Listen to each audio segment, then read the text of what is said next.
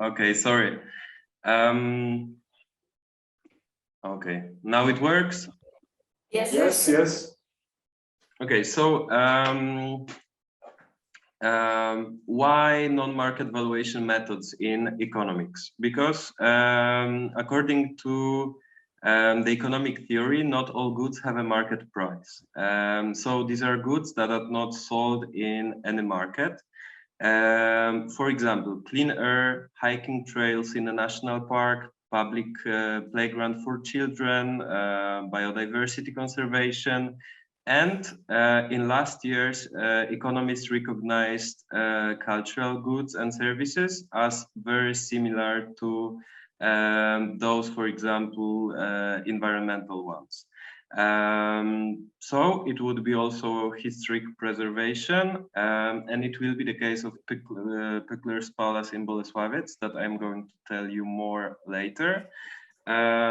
But in economics, we are more interested in values, not prices.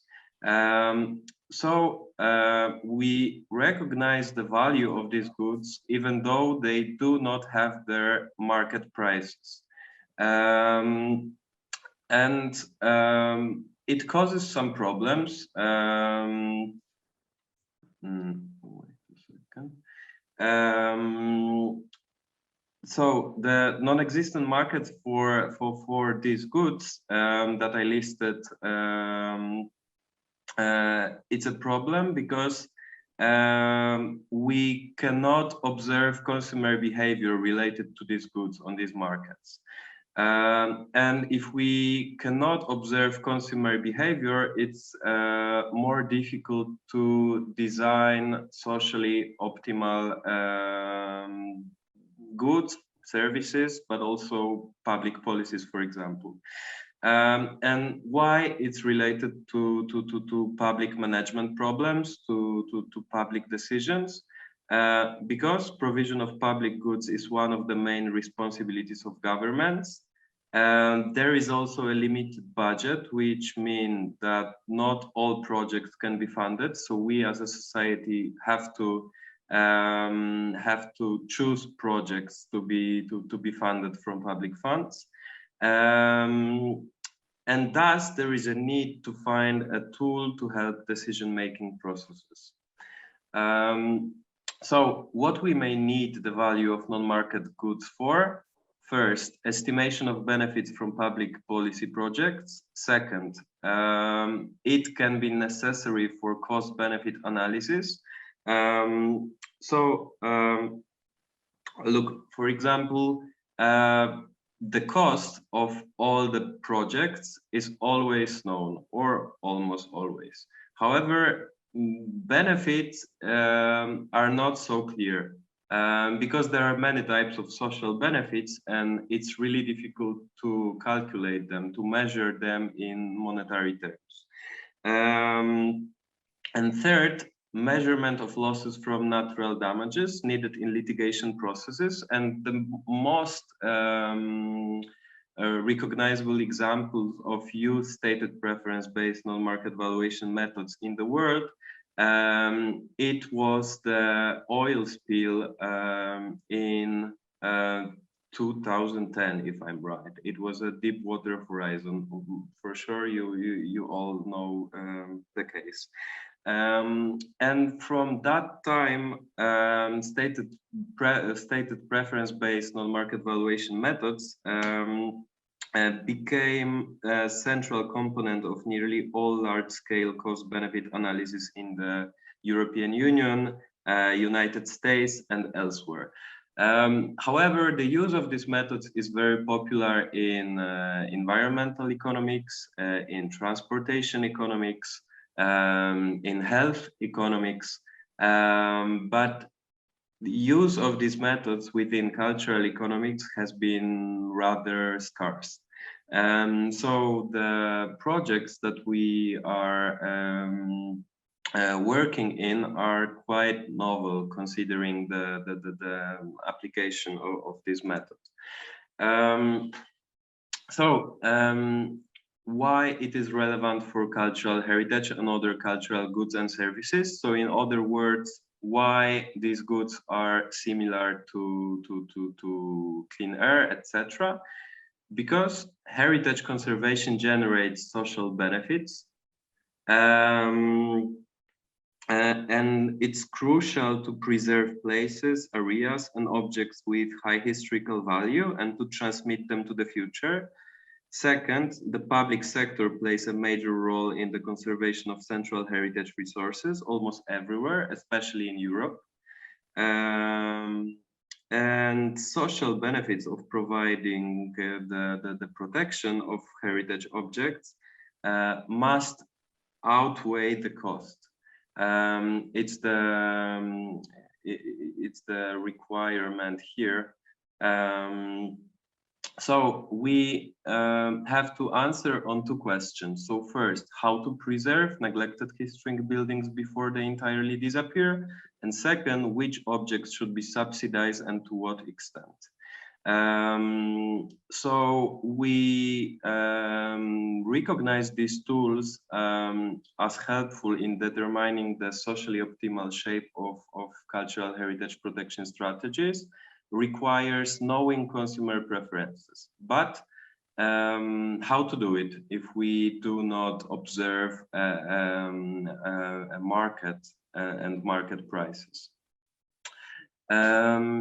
So we all agree, and it's proved by many empirical studies, that most of taxpayers, most of citizens are willing to pay to subsidize culture, even if they are not the direct users.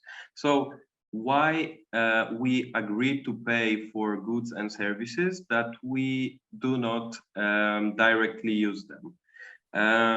And it's explained by economists with the term passive use values.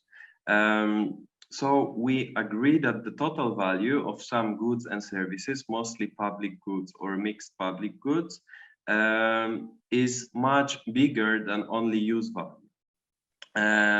And what kind of passive use values are recognized by cultural economics when it comes to cultural goods? So first, it's option value, and the option value is associated with the postponement of potential consumption. There is also existence value, which is related to the very fact of an object exists regardless of benefits it could possibly bring now or in future. Bequest value, which is associated with an ability to transfer goods for future generations' benefit. And there are many others related to education, sense of national pride, altruism, etc. So in simple words, we just agree that heritage goods, actually all the cultural goods, but above all heritage goods, embody or create values that cannot be fully disclosed by the market, but there are values for the welfare of the society. So this is why non-market valuation methods have been explored by economists. And there are two types of them. The first one, revealed preference methods, is based on actual consumers' choices observed in the market somehow related to the good. So, for example, it's I will not focus on that, but for example, there is something like a travel cost method. So the value of a clean air in a given area can be measured by looking at the travel costs that people suffer while going to this area. But they are not perfect for cultural goods because they measure only a small part of non-market values. Non-market values, it's an equivalent term to passive use values. So that's why we look more at the stated preference methods. And this approach uses specially designed surveys to elicit consumer preferences through their declared choices. So what people say they would do, and they declare their choices that would have been made in a hypothetical situation described in this service. So the biggest challenge for researchers is to properly describe a hypothetical scenario in the service to make respondent believe in in this hypothetical scenario. And stated preference based on market valuation. Yeah, as I said, we are interested in declared choices. And in simply words, respondents are asked to imagine a situation in which they have to make a choice. Okay, and within stated preference methods, we distinguish two, the most important one, with thousands of applications in many fields, maybe only dozen within cultural economics. The first one is contingent valuation method, where respondents vote on a proposed change at a specific cost. And a choice experiment where respondents indicate their preference among two or more multi-attribute alternatives. Maybe it will be more clear when I show you examples. So look, in contingent valuation methods, we actually ask respondents directly after presenting them the valuation scenario, the hypothetical scenario. Like, for example, what is the maximum amount you would be willing to pay annually for the proposed program? Of course, it doesn't have to be an annual payment. It can be a one-off payment. It can be in a form of increasing taxes. It can be a voluntary payment. It can be an obligatory payment. Everything depends on a specific context of a specific plan, the area where we implement the survey, etc. So there is an open-ended question format where respondents have to declare the amount, but it's also possible to ask, would you be willing to pay $5 annually for the proposed program? And respondents only ask yes or no. But there is a second tool, which is the choice experiment, when we describe the good not with the valuation scenario. So we do not have to say anything about the object to be valued, like this is a historic palace and it has a very big historical value, etc., etc. But we describe the object to be valued with the set of attributes, the matrix of attributes. Like here, in this small table, it has been described a program of designing new trails in a national park. And then respondent is asked to choose with the preferred program. So he or she chooses the program A, the program B, or the status quo. So the current state, which means any changes, like respondent is not willing to pay at all for implementing a new program. He prefers a current situation. So here I listed some examples from the cultural field of stated preference applications. So for example, the methods have been implemented to value museum located in the Alto Douro wine region, to value performing arts,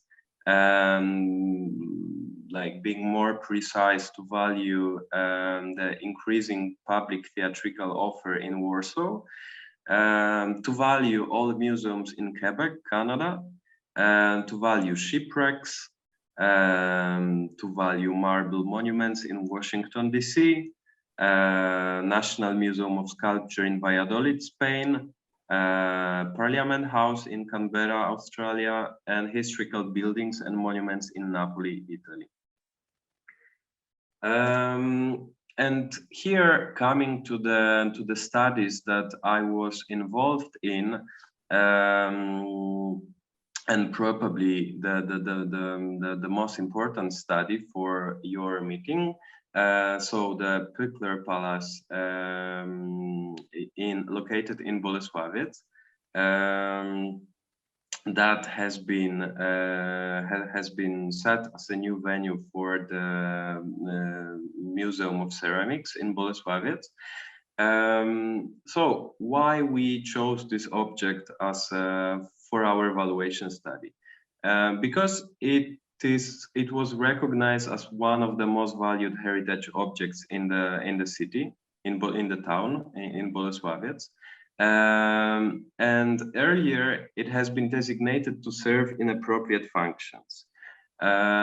Before our study, it has been abandoned since 2018 in slowly deteriorating conditions and with any protection plans. So on the other hand, there was a Museum of Ceramics, which is one of the most important cultural institutions in the region, struggling with insufficient space for its activity. And we found out that there is a plan to use the abandoned palace as a new venue for the museum. And the plan assumed the renovation of the palace, but also the adaptation, which we call the adaptive reuse. And why the plan can be seen as controversial? Because the adaptive reuse is always a compromise. So it requires a compromise between the socially desirable option and the intervention issues, assuming minimal architectural interventions. So probably from the point of view of historians and other specialists, it would be better to just protect the building. However, from the point of view of social welfare, it's not like this, that there is always a sufficient money to protect all of the to passively protect all of the objects. So the compromise is to find a new use for a given object that is probably the only chance to preserve the object with its cultural values and the historic evidence, even though some changes from its original shape are included in the plan. So we conducted a contingent valuation survey.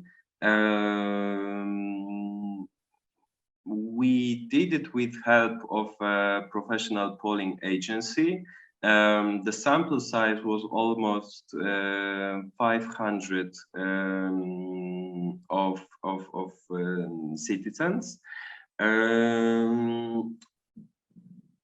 Yeah, and the sample consisted of people living in Bolesławiec powiat, but also 6 other neighboring powiats. So let's say it was the survey conducted for the whole region, but we carefully investigated whether it's true that all of our respondents care about the object. So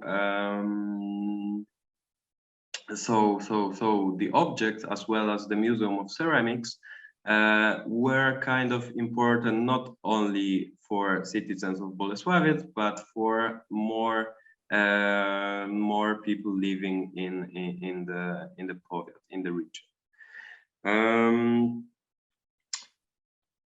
our goal was not only to find the value to estimate social benefits, even though it was the most important part of the study, but we included two more things. So first, we pose a hypothesis that respondents informed about the adaptive reuse of a heritage object will be willing to pay more for its renovation than respondents who were not informed.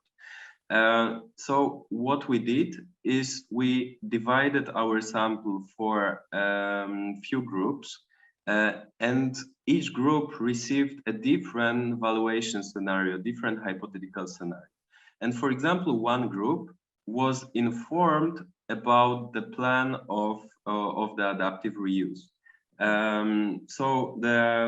There was a part of respondents who received an additional pieces of information presented here, like authorities plan on using potential of the historic building by transforming it into a new headquarters of the Museum of Ceramics, etc.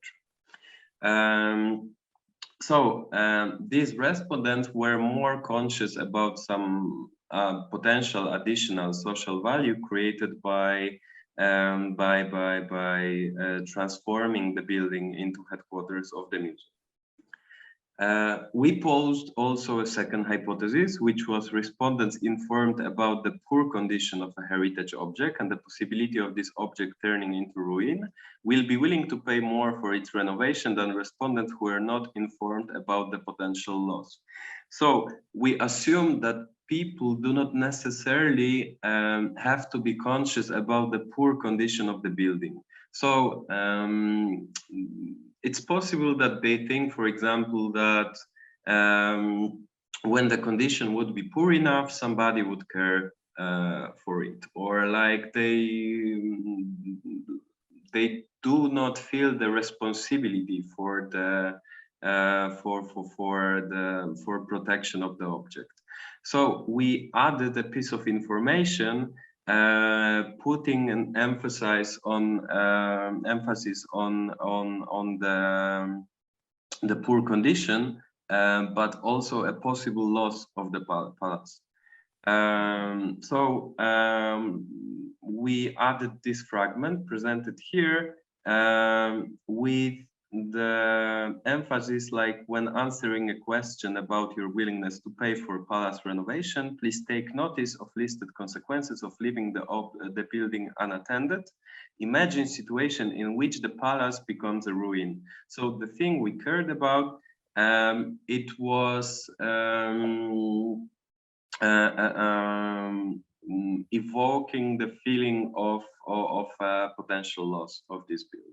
And here we have the results. So the most general observation was that almost 90% of respondents indicated they would vote for the restoration program. So here in this observation, the amount declared wasn't important for us. The most important was just the very fact that respondents agree for implementing the plan. So if their willingness to pay was more than 0, we assume that they agree with the plan, because if they would be in the opposite position to the plan, they would declare 0 or they wouldn't answer the question. The mean willingness to pay for the entire sample was more than 75 Polish zlotys, which is kind of a lot, considering that it was a one-off payment. And look, the highest payment declared was much higher, like almost 1,000 zloty in some cases. But what was important in our study is that the mean willingness to pay was different among groups with different hypothetical scenarios. So, for example, if you would look at the scenario BD, it was a scenario when respondents received both additional information, pieces of information. So they received an information about the adaptive reuse, so about the Museum of Ceramics, but also about the potential loss of the building. So we assume that respondents in the scenario BD were the best informed respondents, the best conscious and prepared for making a good choice. And in this group, the mean willingness to pay was almost 90 Polish zlotys. And on the contrary, respondents from the group that received the clean version of our hypothetical scenario, so without any additional information, just asking and basing on their prior knowledge, the mean willingness to pay in this group was the lowest, 57 zlotys. And conclusions from this study, the most important, that social benefits of restoring the palace outweigh total costs of the project. Promoting the museum's activities may be important for the social support for this investment. So people are familiar with the offer of the Museum of Ceramics, so they agree to suffer additional costs of this project. The adaptive reuse can be a socially accepted alternative for passive protection of cultural heritage objects. So when we do not have a sufficient amount of money to just protect the building, we can try to find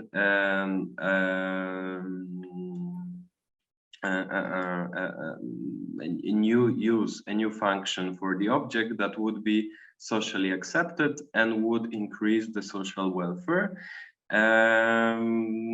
Also, increasing awareness of possible consequences of leaving the object not being protected may create a demand for preventive actions and avoiding losses.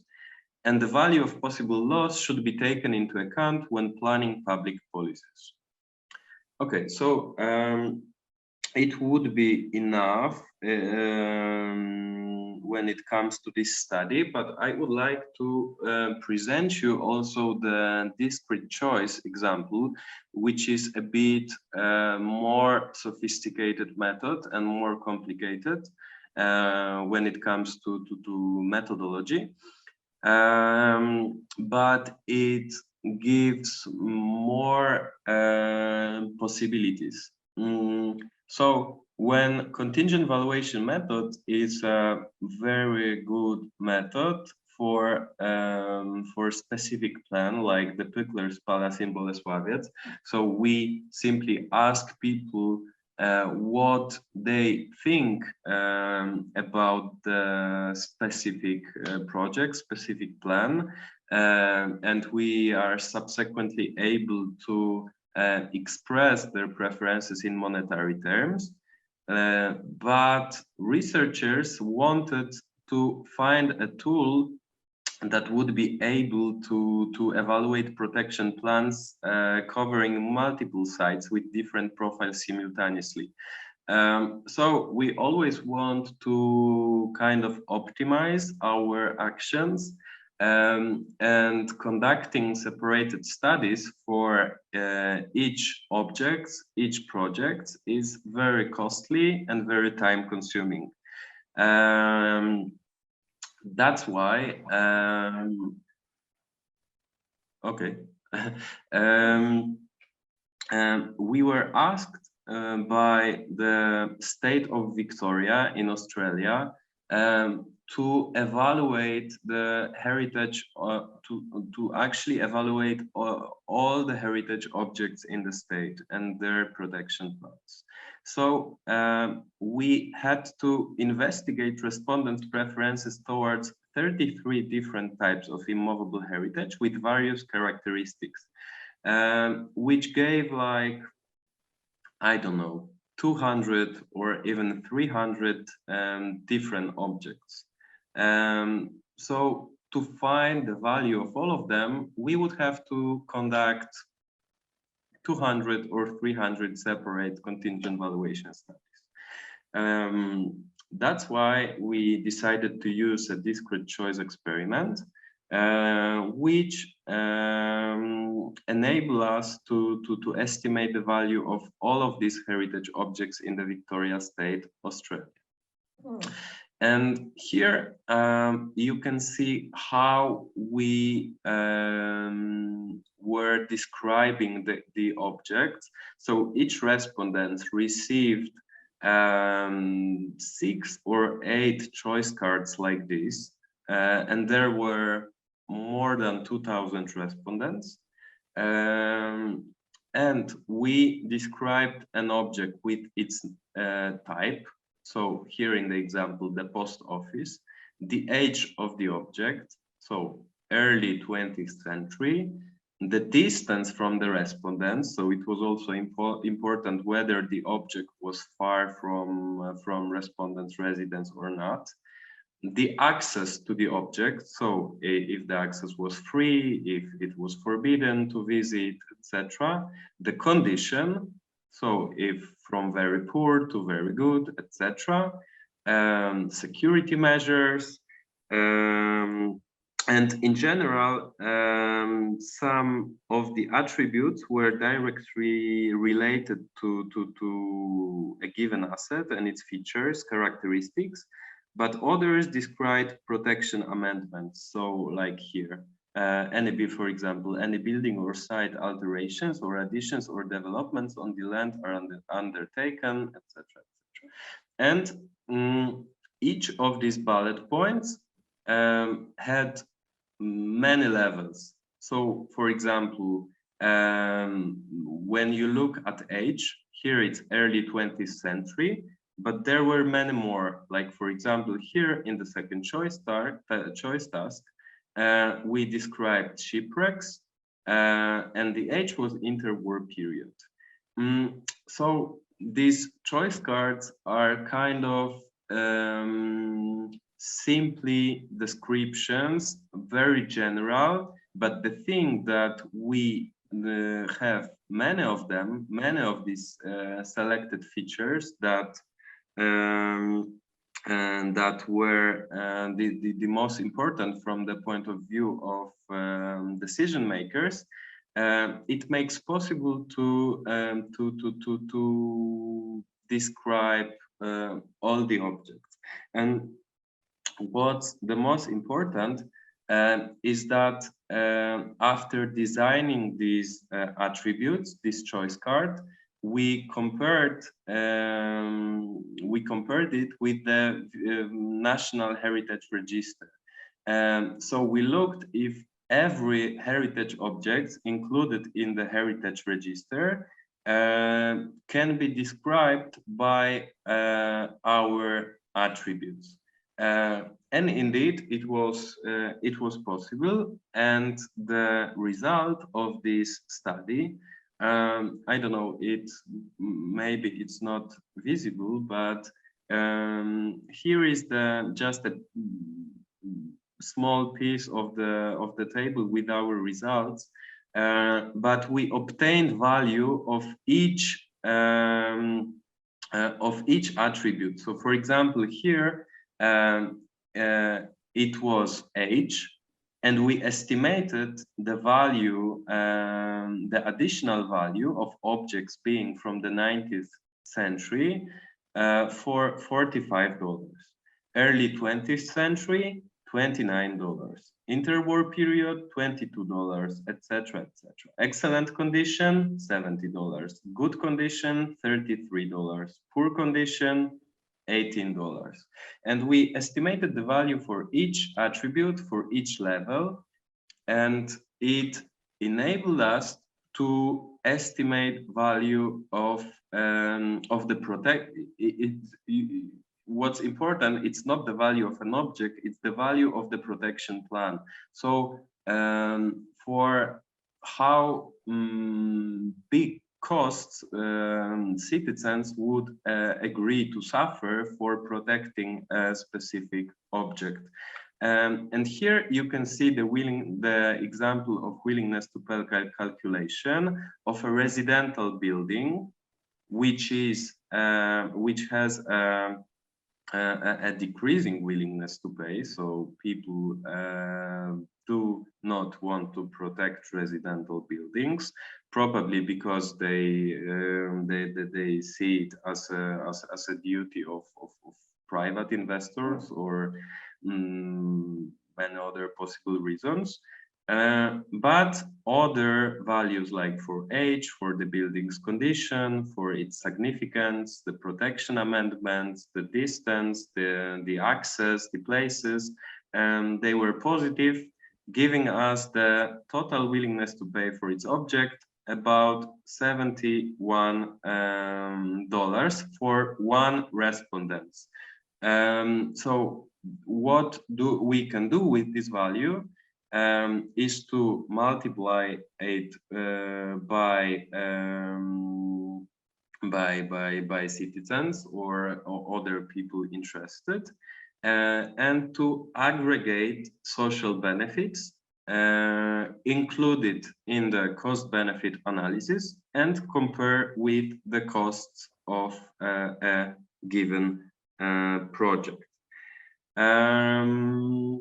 The last thing I would like to tell you, it's a benefit transfer method, is the most novel among the ones already presented.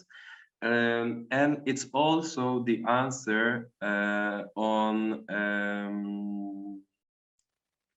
the actually unwillingness to conduct separate studies each time we are in need. So in benefit transfer, we take value estimates from we take existing value estimates from primary studies at one or more sites, and we use them to estimate the value at other typically unstudied sites. So simply saying, for example, some researchers from other countries than Poland could use our study about the WalkEUR Palace in Bolesławiec to estimate the value of the palace in their country, in their city. It is the most difficult, probably, because researchers have to adjust for many factors, like the differences between populations, differences in areas, some geographical features, and many other factors. However, if it's well done, it can be very attractive because of time and cost advantages over the separate conduct of new non-market valuation studies. And here I listed examples of existing benefit transfer studies, of course, within the field of cultural economics. And the first study was about the conservation of historic temples. So the existing value of historic temples in Thailand was used to estimate the type of similar historic temples in Vietnam. The second study was conducted in British cities to estimate the social benefits from conservation of cathedrals. And the last study that I was involved in, it was about the value of performing arts.